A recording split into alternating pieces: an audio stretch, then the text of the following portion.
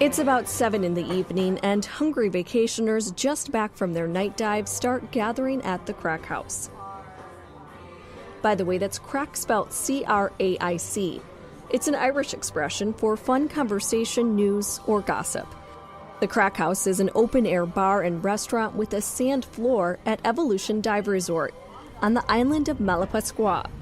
When you picture a tropical island paradise, Malapascua is probably what you see.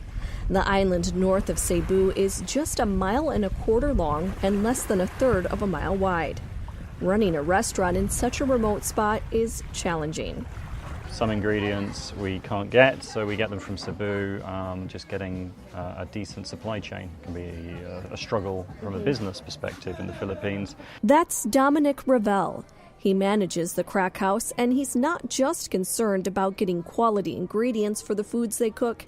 He and the owners of the dive resort are also burdened with the amount of waste they consume. So for instance, vinegar is a very simple example. You just buy that in the biggest possible version you can. Same with the oil, comes in the biggest possible metal cans.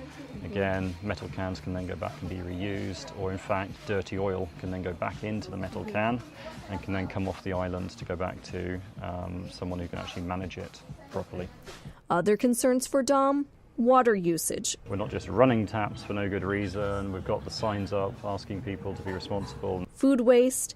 We've got a big composting area and additional gardens that we want to go and put the composting stuff onto. And minimizing their burden on marine populations. So at the moment, it is a line-caught tuna, so the impact we have is not to be using the nets and not to be using the more disruptive or destructive techniques.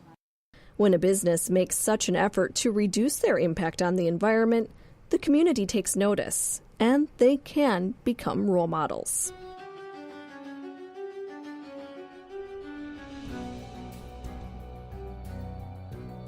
From Currently Ocean News, this is Wavelengths, an ocean podcast. I'm your host, Betsy Brown.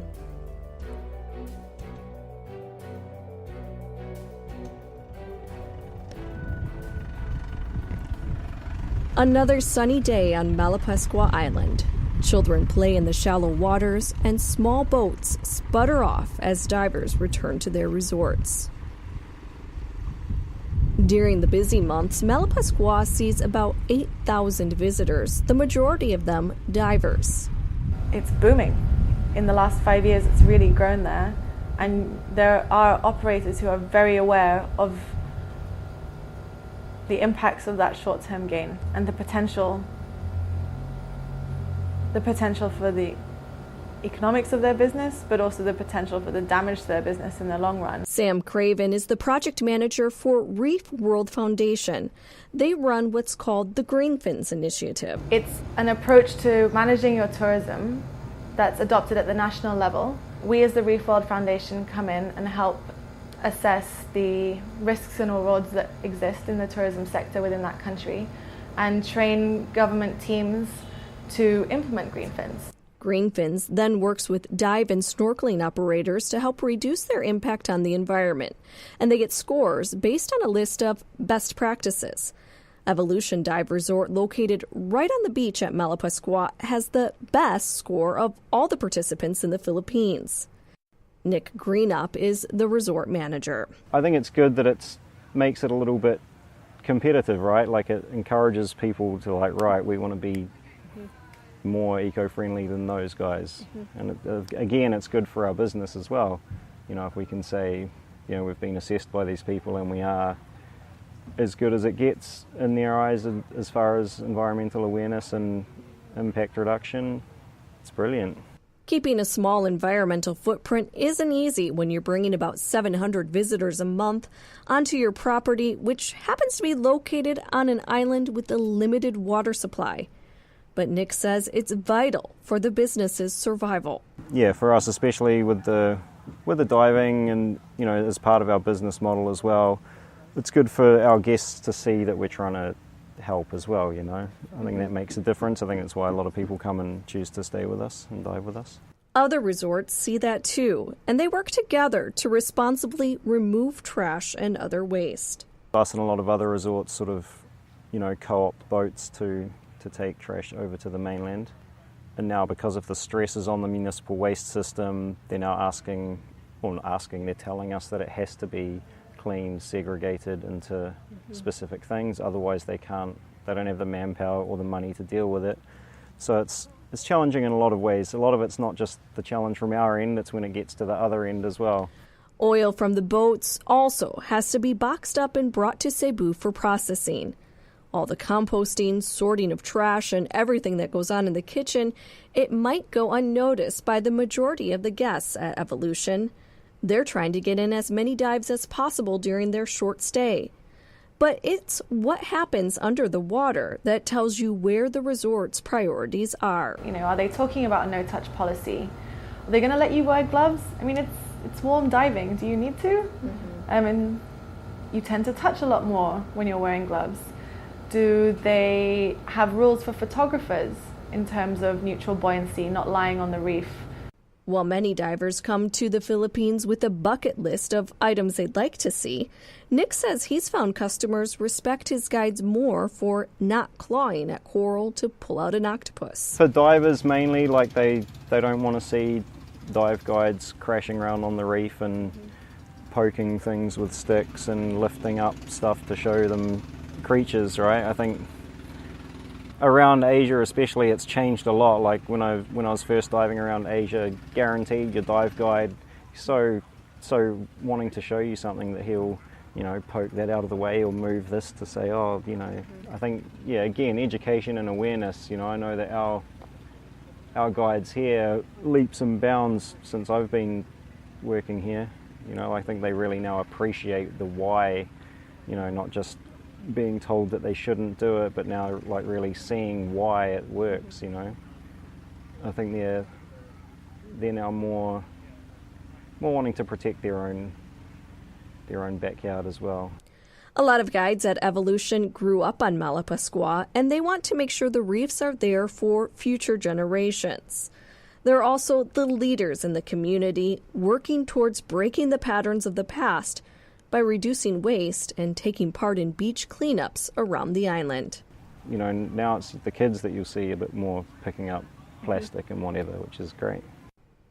There's no doubt tourism is helping the economy on Malapascua, giving people steady jobs that don't rely on a particular fishing or catch season. And Sam says having people visit reefs inspires conservation as well. I don't know anyone who's been to a reef and hasn't fallen in love with it. Right. You come out it's this whole new world, but it's been there this whole time, and it's eye-opening what can exist down there, and it's intriguing and it's different and it's alien and yet familiar. And I think most people come out the water wanting to do good, or at least not do something bad. I think that's especially strong with diving when you're really immersed, fully. You're there, you're hearing the fish, you're seeing their behavior, you're seeing the corals, different sizes, shapes, colors. Even if you don't know what it is, even if you don't know that coral is an animal, because that so often is the case, you still see it as something precious, and maybe you can also see the fragility of it. But we as tourists need to be aware that by being there, we're changing the habitat. We have impacts wherever we go. You walk in the forest, you have an impact. And I think one of the challenges with working with diving and snorkeling is that, or with anything conservation really, is that it's hard to see the collective impact that you have. If it's one diver whose fin touches a reef, well, what's the big deal? It's one little piece of branching coral. Who cares?